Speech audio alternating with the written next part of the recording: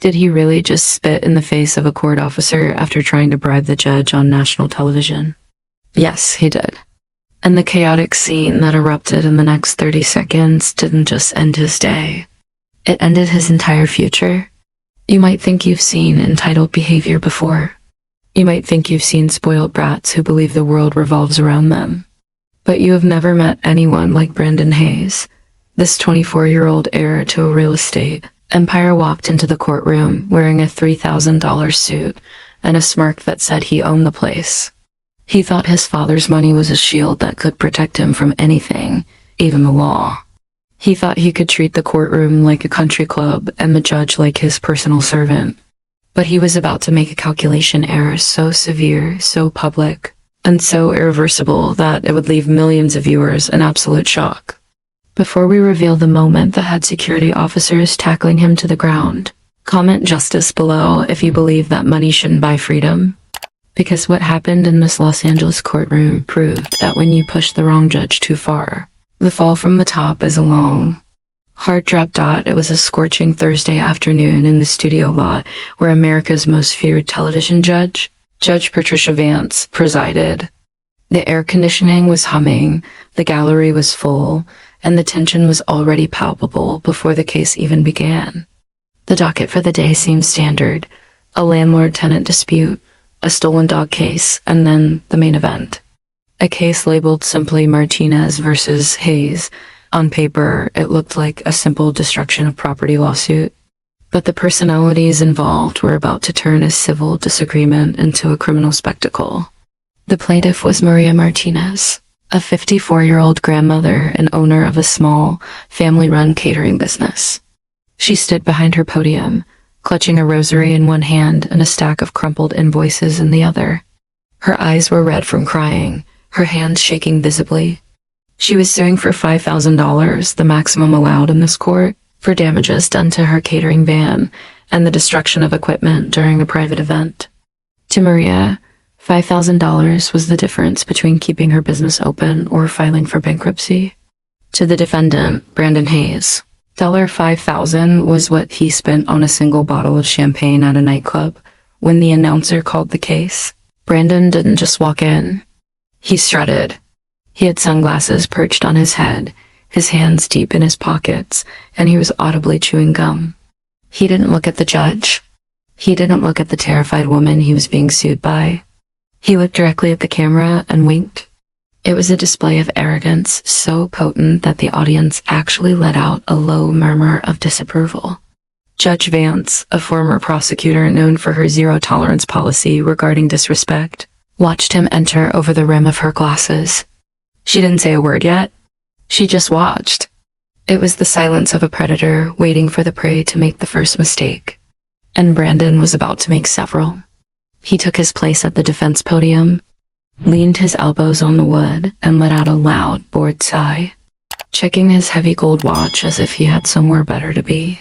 "Mr. Hayes," Judge Vance's voice cut through the room like a razor. "Take your hands out of your pockets, stand up straight, and spit that gum out. You are in a court of law, not a fraternity house."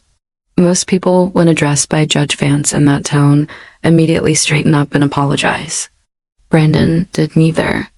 He slowly took one hand out of his pocket, removed the gum, and looked around for a place to put it. When he couldn't find a trash can immediately, he simply dropped it on the expensive courtroom carpet and ground it in with the heel of his Italian leather loafer. The audacity was breathless. The bailiff, Officer Bird, took a step forward, his hand resting on his belt. Judge Vance's eyes narrowed into slits. "Did you just drop that on my floor?" she asked, her voice dropping an octave. Brandon shrugged, offering a lazy smile. "The janitor will get it. That's what they're paid for, right? Let's just get this over with, Judge. I have a flight to Sabio at 4. The courtroom went deathly silent. You could hear a pin drop. Maria, the plaintiff, looked terrified, shrinking back as if she expected Brandon to strike her. Judge Vance stared at him for a long, uncomfortable 10 seconds. "You are going to pick that up," she said, her voice dangerously calm. "And you are going to wrap it in a piece of paper, and you are going to put it in your pocket. Now." Brandon laughed. A short, incredulous laugh. "I don't pick things up. he scoffed. And I certainly don't take orders from.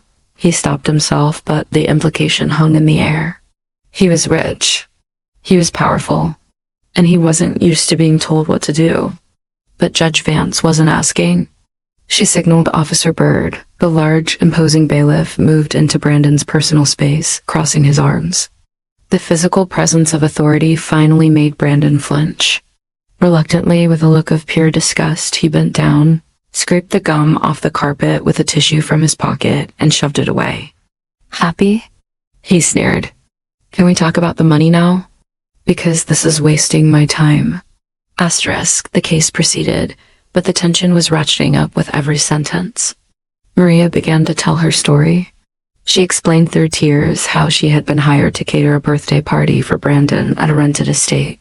She described how, halfway through the night, Brandon and his friends had decided it would be funny to use her catering van as target practice for golf balls. They had smashed the windshield, dented the sides, and then, in a drunken rage, Brandon had taken a fire extinguisher and sprayed it all over her prepared food, ruining thousands of dollars of inventory. I begged him to stop, Maria sobbed, wiping her eyes. I told him this was my livelihood. I told him I have grandchildren to feed. He just laughed and threw $100 bill at my face and told me to buy a sense of humor. As Maria spoke, the audience was horrified. But Brandon was rolling his eyes. He was actually checking his fingernails, looking completely bored by the devastation he had caused. Mr. Hayes, Judge Vance interrupted Maria's testimony, turning her laser focus to the defendant. Is this true? Did you destroy this woman's property and food? Brandon sighed, leaning back. Look, Judge, it was a party. Things got a little wild. It's not a big deal. Her van was a piece of junk anyway. I probably did her a favor by totaling it. Now she can get the insurance money, right? The callousness of his answer stunned the room. It's not a big deal? Judge Vance repeated, her voice rising. You destroyed a woman's business. You humiliated her. And you think it's a joke? Brandon waved his hand dismissively. I tried to pay her, he said. I threw cash at her. She's just greedy. That's why she's here. She wants a payday. These people always do. That phrase, these people, was the match that lit the fuse. Judge Vance slammed her gavel down so hard it echoed like a gunshot. You are a spoiled, entitled, insolent child, she boomed. You think because your daddy has money, you can treat people like garbage? Not in my courtroom. I have seen the photos of the damage. I have seen the police report. You didn't just damage property. You committed vandalism. Frankly, you should be in handcuffs right now, not standing there in a suit. Brandon's face flushed red. For the first time, his cool exterior cracked. He wasn't used to being spoken to like this. His ego couldn't handle the public dressing down. Watch your mouth, Brandon snapped back, his voice raising to match hers. The audience gasped. Nobody tells a judge to watch their mouth. My father knows the district attorney. My father owns half this city. You can't talk to me like I'm some common criminal. You are a common criminal, Judge Vance shouted back, standing up from her chair. And you are going to pay Mrs. Martinez every single cent she is asking for. Judgment for the plaintiff in the amount of $5,000. Case closed. She banged the gavel again to dismiss him. But Brandon wasn't done. He wasn't going to let an old woman and a judge humiliate him. His face twisted into a mask of pure, unadulterated rage. He reached into the inside pocket of his jacket. For a split second, Officer Byrd's hand went to his holster, fearing a weapon. But Brandon pulled out a checkbook. He ripped a check out, grabbed a pen, and scribbled furiously. You want money? Brandon screamed, his voice cracking. Is that what this is about? You want money? He crumpled the check into a ball. Here. Brandon yelled, and with all his strength, he threw the crumpled ball of paper at Maria. It hit her in the face. Take it. Take the money and get lost. Then he turned his rage toward the bench. He grabbed the heavy, solid oak podium he was standing behind. And you, he pointed a shaking finger at Judge Vance. You're a joke. You're nothing. The bailiff began to move in, but Brandon was faster. He reached for the heavy glass pitcher of water sitting on the defense table. It was thick, heavy glass filled to the brim. His eyes were wild, completely detached from reality. He wasn't seeing a judge anymore. He was seeing an enemy. He gripped the handle of the pitcher, his knuckles turning white. "Don't you dare," Judge Vance warned, her eyes wide. "Put it down." But Brandon didn't put it down. He pulled his arm back, aiming directly at the bench, directly at the judge's head. The entire courtroom froze in terror. The bailiff lunged. The pitcher left Brandon's hand, spinning through the air with lethal force. And what that heavy glass object hit in the next fraction of a second would change everything. The sound of heavy glass shattering against solid oak is something you never forget. It wasn't a tinkle. It was an explosion. The heavy water pitcher, hurled with all the strength of a 24-year-old man in a blind rage, missed Judge Vance's temple by less than 3 inches. It smashed into the Great Seal of the state mounted on the wall behind her, sending a shower of jagged glass shards and water raining down over the bench. Judge Vance instinctively ducked, shielding her face with her arms as a large shard sliced through the sleeve of her robe. The entire courtroom erupted in screams. Maria Martinez, the plaintiff, dropped to the floor, covering her head, terrified that she was next. But Brandon wasn't looking at Maria. He was breathing heavy, his chest heaving, his eyes wide with a manic mixture of adrenaline and instant regret. He had just crossed the line that couldn't be uncrossed. And before he could even process the magnitude of what he had done, the consequences hit him. Literally. Officer Byrd didn't hesitate. The moment the pitcher left Brandon's hand, the bailiff moved with the speed of a linebacker. He vaulted over the small partition separating them and collided with Brandon, tackling him to the ground with bone-crushing force. They hit the floor with a thud that shook the microphones. Brandon, fueled by his entitlement and rage, didn't just surrender. He fought back. "Get off me!" Brandon screamed, his voice muffled against the carpet. "You can't touch me. Do you know who my father is?" He was thrashing, kicking his expensive Italian loafers wildly, one of them catching the bailiff in the shin. That was his second felony in under 10 seconds. Officer Byrd, veteran of law enforcement, wasn't playing games. He jammed his knee into the small of Brandon's back, pinning him to the floor. "Stop resisting," Byrd roared, grabbing Brandon's wrists and forcing them behind his back. "You are under arrest for assault with a deadly weapon. Stop moving or you will be tased." The cameras were still rolling. The producers in the control booth were shouting orders, but nobody cut the feed. This was raw, unfiltered chaos. Judge Vance slowly stood up from behind the bench. She brushed a piece of glass out of her hair. Her face was pale, but her expression was made of stone. She looked down at the floor where the heir to a real estate empire was being handcuffed like a common street thug. She saw the blood dripping from a small cut on her hand where a glass shard had grazed her. She picked up her gavel, which had fallen during the chaos, and slammed it down. The sound cut through the screaming audience. "Order!" she shouted, though her voice shook slightly. "Clear the courtroom. Everyone out, now!" Security guards flooded in, ushering the terrified audience members toward the exits. But everyone was craning their necks, trying to get one last look at the rich kid who had just thrown his life away. But Brandon wasn't done. As Officer Byrd hauled him to his feet, the cuffs biting into his wrists, Brandon spat directly in the officer's face. It was a moment of pure, vile disrespect that made the remaining court staff audibly gasp.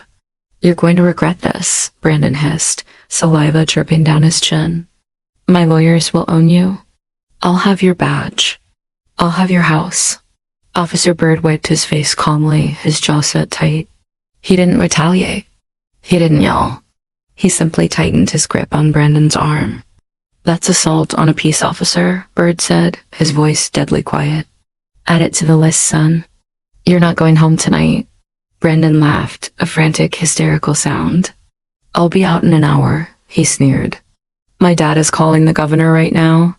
It took 3 officers to drag Brandon out of the courtroom. He was kicking and screaming the entire way, hurling profanities that would make a sailor blush. They didn't take him to the comfortable green room where guests usually waited. They marched him straight out the back exit to a waiting squad car. The transition from the air-conditioned TV studio fantasy to the harsh reality of the Los Angeles asphalt was jarring. The heat hit him. The sun was blinding, and the back of the police cruiser was hard, plastic, and smelled of stale sweat and disinfectant. When they shoved him into the back seat, Brandon realized for the first time that his phone was gone. His wallet was gone. He was alone. "Wait," he stammered, his bravado flickering for a second.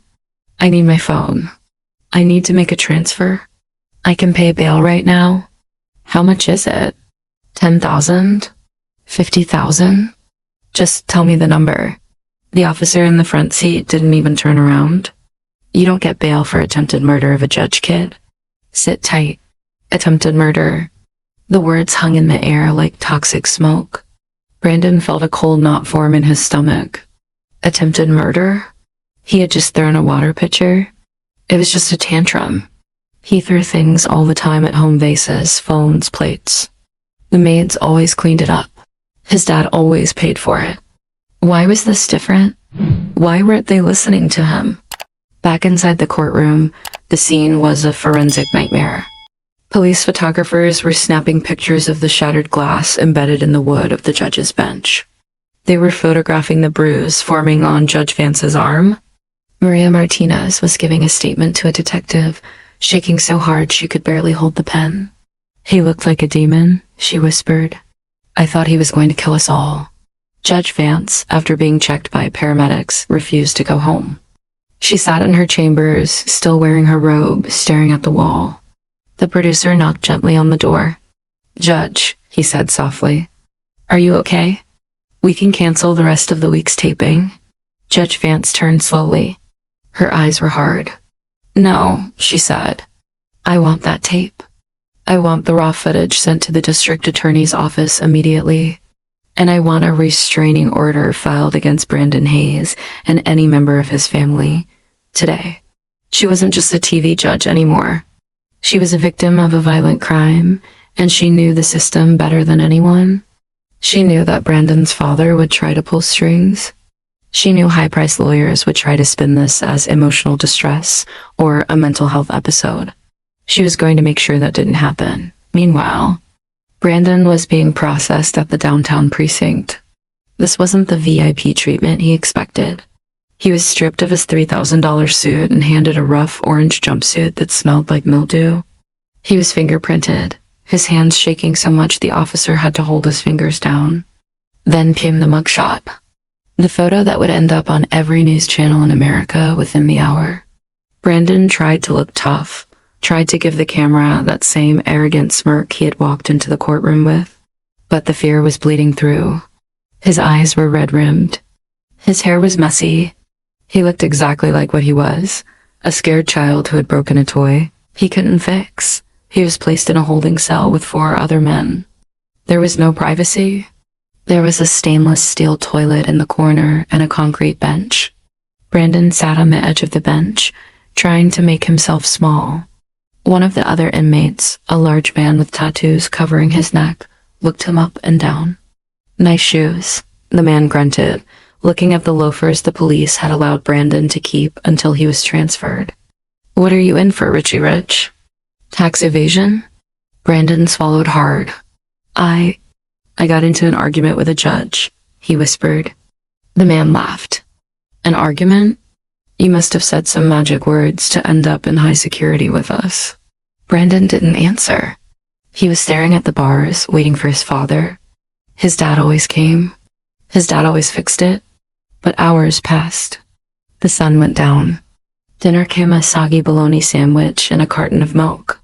Brandon threw it on the floor. "I don't eat this garbage," he yelled at the guard. "Get me the warden. Get me my lawyer."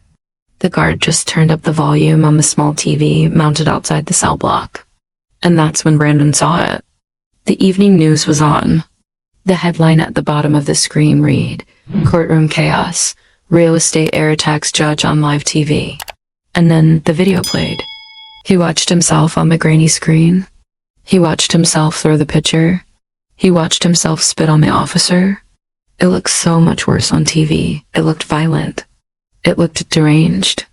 But it was the interview that followed that made Brandon's blood run cold. A reporter was standing outside a massive gated mansion, his father's house. A man in a suit, his father's personal attorney, was reading a statement to the press. Brandon rushed to the bars, straining to hear.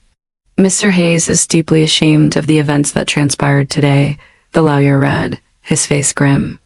However, regarding the actions of his adult son, Brandon, the lawyer paused, looking directly into the camera. Brandon held his breath.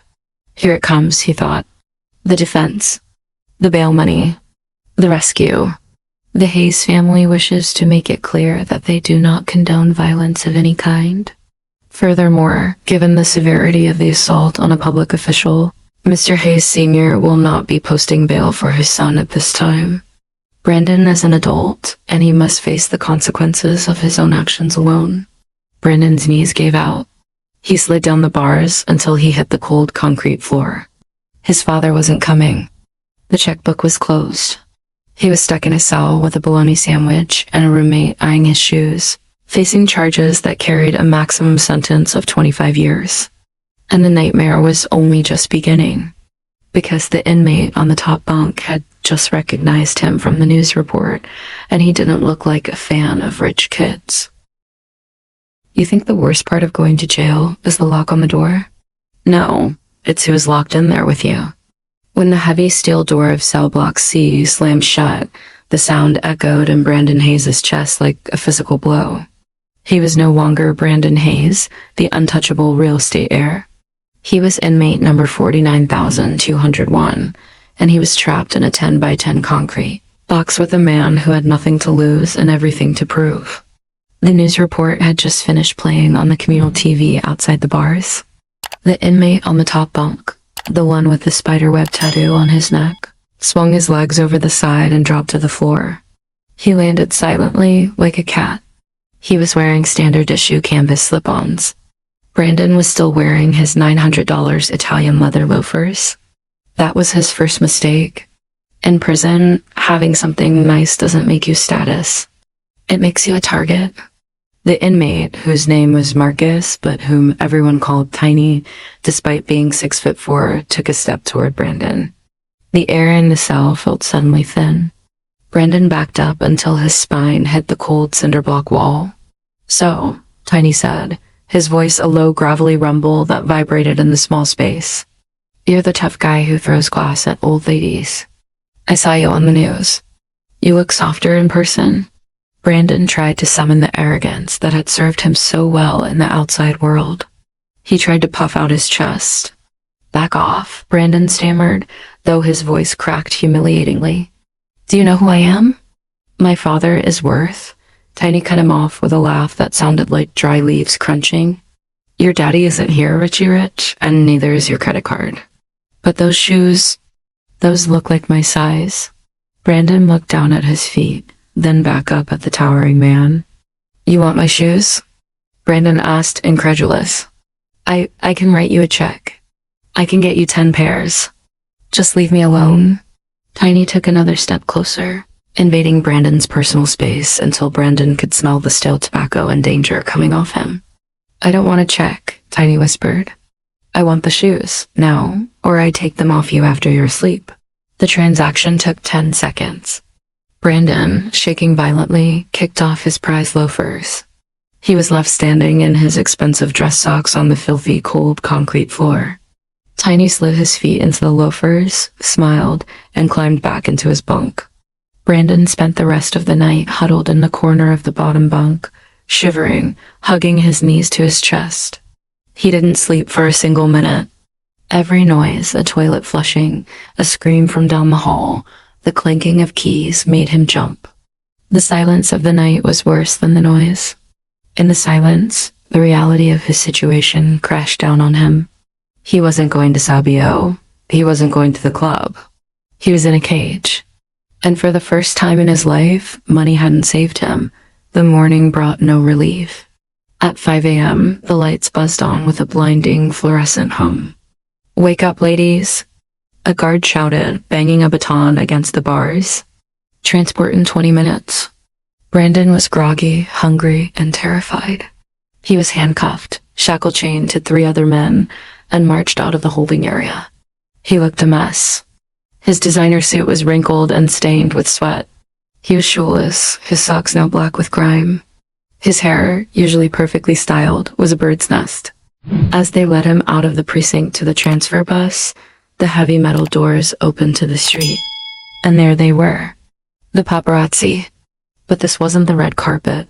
Dozens of cameras flashed at once, a blinding storm of strobe lights. Reporters were shouting questions. "Brandon, did you mean to hit her? Brandon, how's the food in there? Brandon, look over here." He instinctively tried to cover his face, but the handcuffs restricted his movement. He could only duck his head. The shame was a physical weight.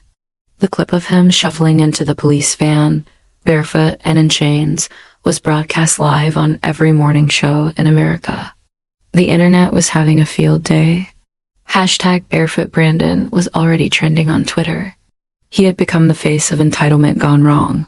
The ride to the courthouse was a blur of motion sickness and fear. When they finally arrived, he wasn't taken to the TV studio courtroom with the nice wood paneling. He was taken to the Los Angeles County Municipal Court. The holding cell here smelled of bleach and despair. He waited for 3 hours until his name was called. "Hayes, you're up." A deputy unlocked the door and pulled him out. Brandon looked around frantically for his father's lawyer, the guy in the sharp suit who always fixed his speeding tickets. He wasn't there. Instead, a tired-looking man with coffee stains on his tie and a cheap briefcase approached him. "Brandon Hayes," the man asked, not even looking up from his file. "I'm Dave Miller, public defender. I've been assigned your case." Brandon stopped dead in his tracks. "Public defender?" he hissed. "I don't want a public defender. Where is the firm? Where is my dad's team?" Miller sighed, looking at Brandon with exhausted eyes.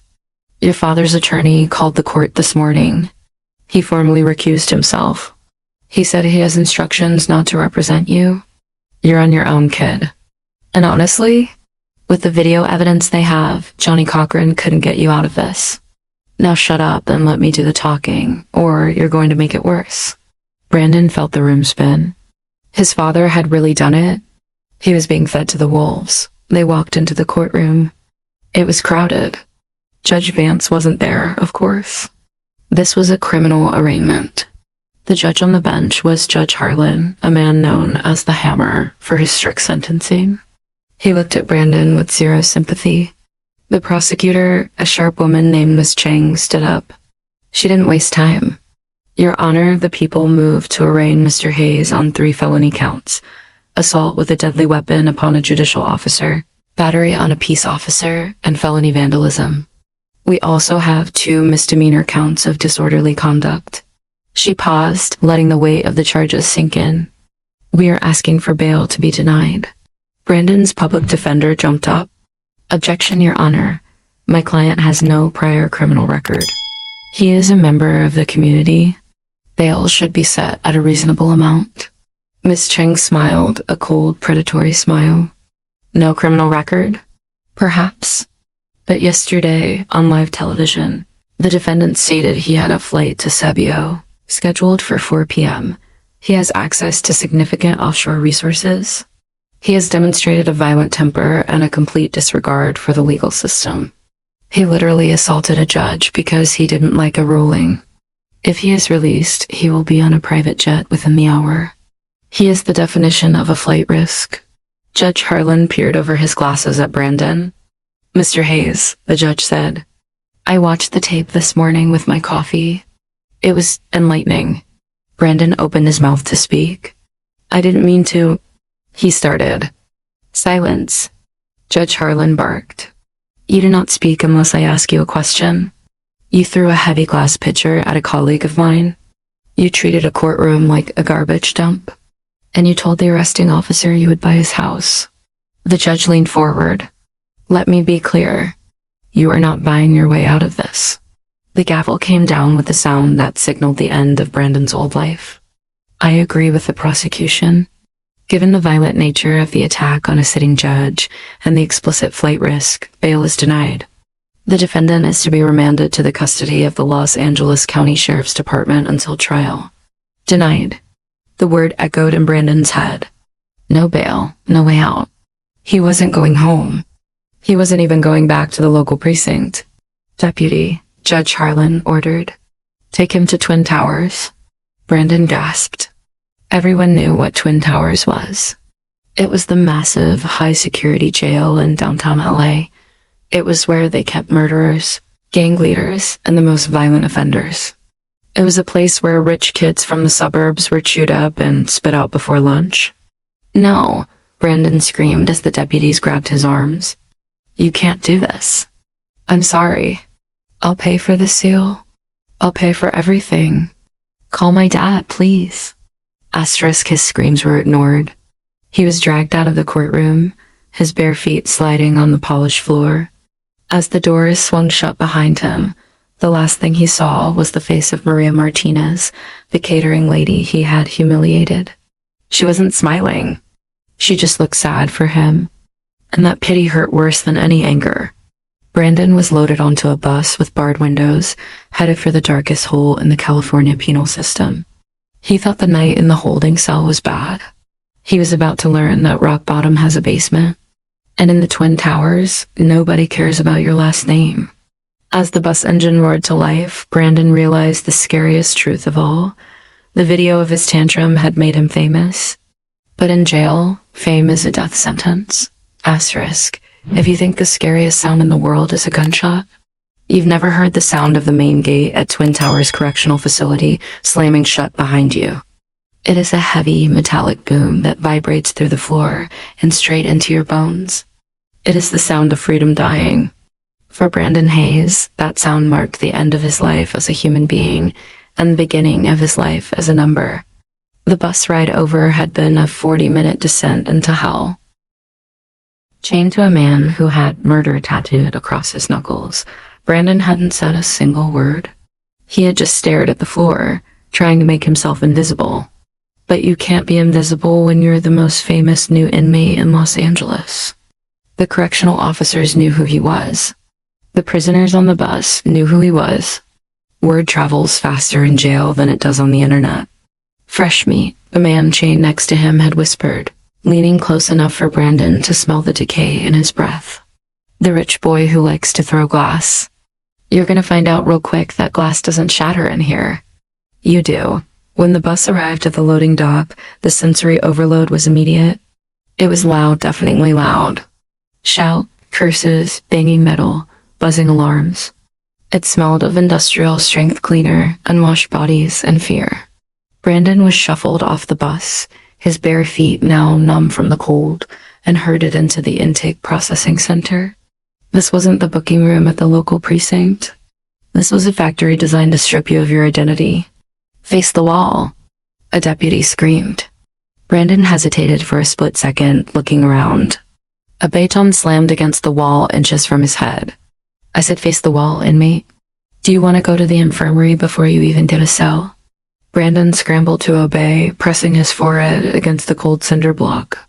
He was trembling so violently that his knees were knocking together. He was stripped, searched, and sprayed with a delousing agent that burned his skin. His expensive clothes, the last remnants of his former life, were thrown into a plastic bag and tossed away.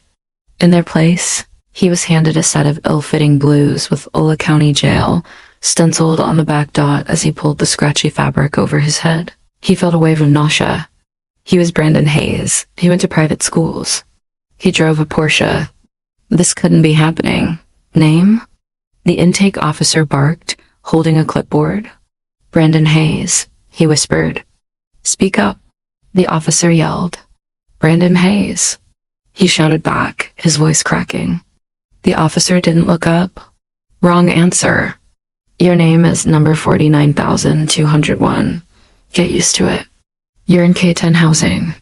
High power. Keep moving. K10, administrative segregation. It was where they kept high-profile inmates, gang leaders, and celebrities. It was supposed to be safer than the general population, but in reality, it just meant you were locked in a cage with the most dangerous predators in the state, separated only by thin walls and bars. The walk to his cell was the longest walk of his life. As he was escorted down the tier, inmates pressed their faces against the small windows of their cell doors. They started chanting. It started low, then grew louder. Baby, baby, baby. They were taunting him. They had seen the video. They saw a grown man throwing a tantrum like a toddler. In prison, weakness is a scent, and Brandon was drenched in it. Hey, superstar. One voice rang out, clear and mocking. Where's your daddy now? Ask him to buy you a pillow. Laughter erupted down the block. Brandon kept his eyes on the floor, tears streaming down his face. Praying for the walk to end. They stopped at cell 412. The guard unlocked the door and slid it open. Home sweet home, the guard said, shoving Brandon inside. Dinner's at 6. Don't be late. The door slammed shut with that same terrifying finality. Brandon stood in the center of the cell. It was tiny. A bunk bed, a stainless steel toilet, and a small sink.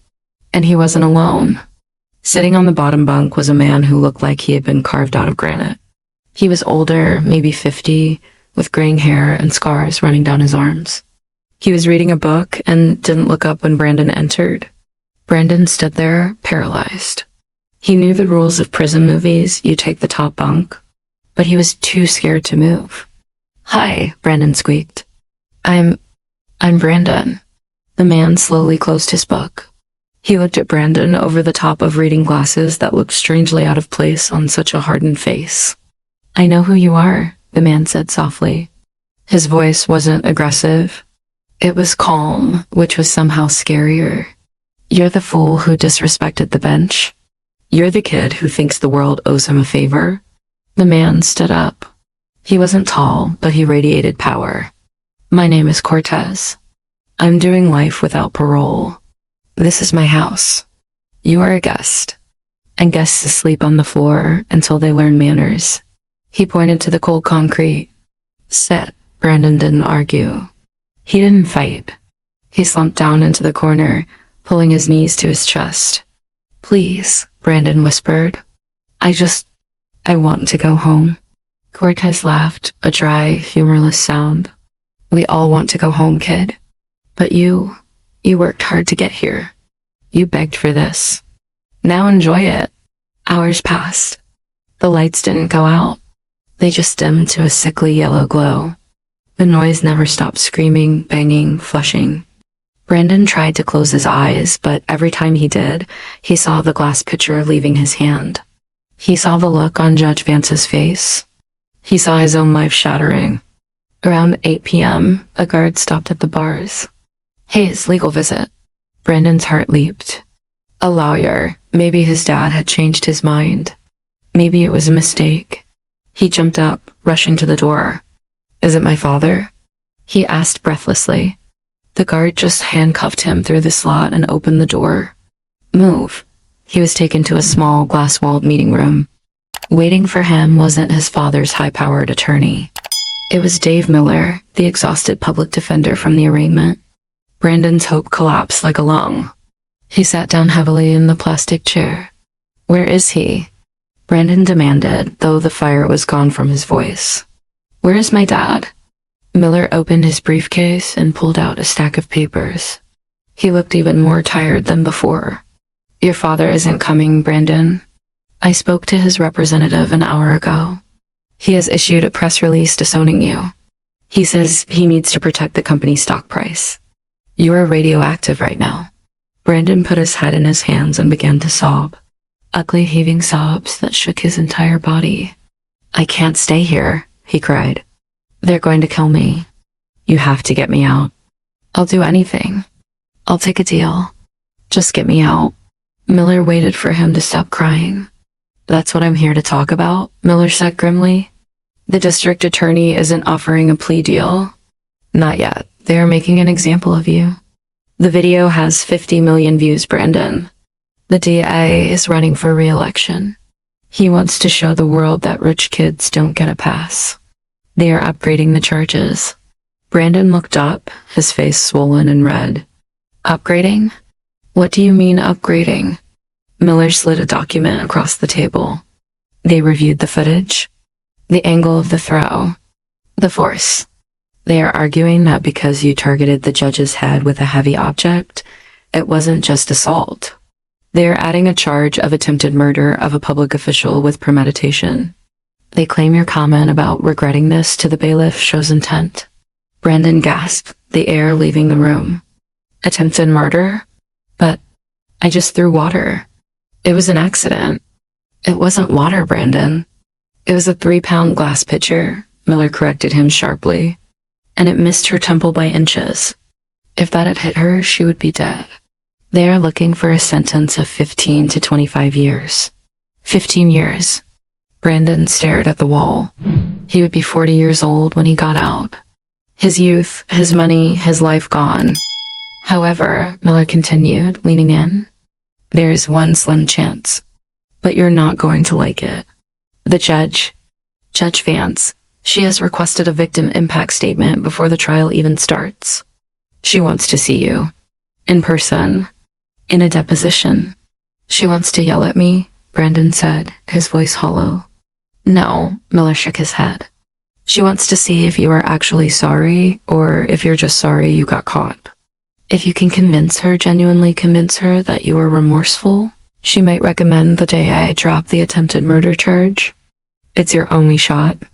But Brandon, if you walk into that room with even an ounce of that attitude you had yesterday, she will bury you under the jail. Brandon looked down at his jail uniform, at his shaking hands. The arrogance was gone. The ego was dead. All that was left was fear. I'll do it, he whispered. I'll beg. I'll do whatever she wants. Miller packed up his files. Good, because that meeting is tomorrow morning. And let me be clear, you aren't walking into a TV studio this time. You're walking into the lion's den. And she is waiting. Miller signaled the guard. The meeting was over. As Brandon was dragged back toward the cell block, back toward the noise and the smell and the terrifying silence of Cortez, he realized something. The courtroom show wasn't real life. In the show, the credits roll and you go home.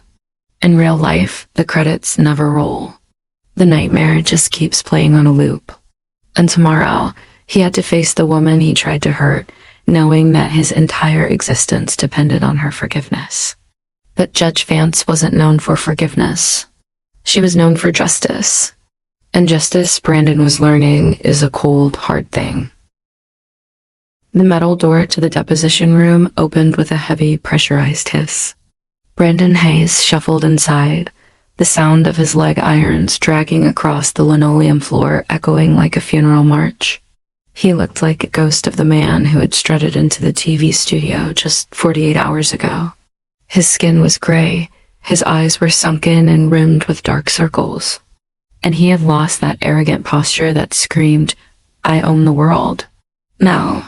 He was just a terrified 24-year-old in a bright orange jumpsuit, handcuffed to a waist chain. Sitting at the long wooden table was the woman whose life he had almost ended. Judge Patricia Vance. She wasn't wearing her judicial robe. She was in a simple navy blue suit, her reading glasses perched on her nose, a cup of tea steaming in front of her. She didn't look like a TV star. She looked like a disappointed mother waiting for an explanation that would never be good enough. Next to her sat the district attorney, a shark in a pinstripe suit, and Brandon's exhausted public defender, Dave Miller. Brandon sat down, the chains clanking loudly. He couldn't lift his head. The shame was a physical weight pressing down on his neck. Look at me, Mr. Hayes, Judge Vance said. Her voice wasn't the booming voice of the courtroom. It was quiet, calm, terrifyingly human. Brandon slowly lifted his eyes. He expected to see anger. He expected to see the same fire she had shown on the bench. But instead, he saw something far worse, pity. She was looking at him not as a monster, but as a waste of potential. I asked for this meeting, Judge Vance began, folding her hands, because in 20 years on the bench, I have never had a litigant try to physically harm me. I have been shouted at. I have been cursed at, but never attacked. I need to know one thing before I sign off on the district attorney's recommendation. Why? The room went silent. The air conditioning hummed. Brandon swallowed hard, his throat dry as sandpaper. I was angry, he whispered. I lost my temper. Judge Vance shook her head slowly. No, that's not it. People get angry every day. They don't throw 3 pounds of solid glass at a human being's head. You didn't just lose your temper, Brandon. You decided in that split second that my life was worth less than your pride. You decided that because I told you no, I deserve to bleed. Is that how you see the world? That anyone who says no to you is an enemy? Tears began to stream down Brandon's face, dripping onto his orange collar. The facade was completely gone. I don't know, he sobbed. Nobody ever says no to me. My dad just pays them. If I get in trouble at school, he buys a new library. If I crash a car, he buys a new one. I thought I could do anything. He looked up at her, his eyes pleading. I'm scared. I'm so scared. Please, Judge, I'm not a murderer. I'm nothing without him. It was the first honest thing Brandon had said in his entire life. He wasn't a tough guy. He wasn't a tycoon. He was a hollow shell filled with his father's money. And now that the money was gone, the shell was cracking. Judge Vance watched him for a long moment. She saw the fear. She saw the realization hitting him that he was, for the first time, truly alone. She turned to the district attorney. He is not a murderer, she said softly. He is a child who has never been told the word stop, but he is a dangerous child. She turned back to Brandon. I believe you are sorry, Brandon. I believe you are terrified. But remorse does not undo the action. You threw that picture. You aimed it.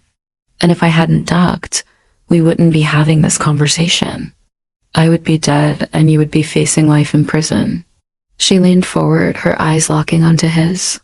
I am going to recommend that the DJ drop the attempted murder charge. It's too heavy. You didn't plan this. Brandon let out a breath he felt like he'd been holding for days. Thank you, he gasped. Oh God, thank you. Don't thank me yet, Judge Vance cut him off, her voice turning steel hard again. I am recommending they drop the attempted murder charge, but I am insisting that you plead guilty to assault with a deadly weapon causing great bodily injury. And I am recommending the maximum sentence for that charge. 5 years in state prison. No probation. No early release. You will serve every single day. 5 years. The words hung in the air like a guillotine blade. Brandon froze. 5 years meant he would be nearly 30 when he got out. 5 years? He stammered. But, you thought you would get a slap on the wrist? Judge Vance stood up. You thought because you cried I would let you go home? That is the problem, Brandon. You think consequences are something you can negotiate? They aren't. You need to learn that actions have permanent results. You are going to prison. And you are going to learn how to be a man, not a checkbook. She gathered her files. Mr. Miller, discuss the plea deal with your client. If he rejects it, I will testify at trial, and I promise you, the jury will give him 20 years.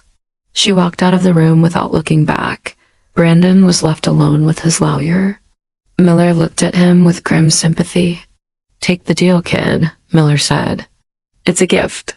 She just saved your life. 5 years is a long time, but 20 is forever. With a shaking hand, Brandon Hayes signed the plea agreement.